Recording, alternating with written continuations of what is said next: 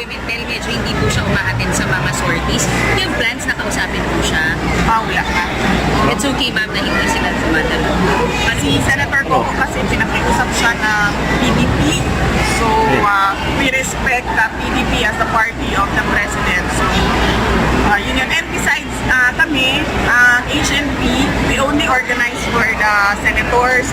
We do not mandate sa kanila na pumunta sila sa lahat ng sorties kasi kung wala sila, they can send a representative or they can send their video and then nandun din ako to push for them. What about the past weeks, you said dapat positive campaigning lang.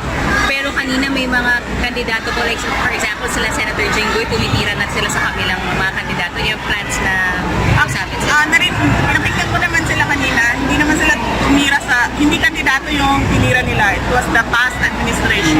So it's okay. Yes, hindi naman yung kabilang side of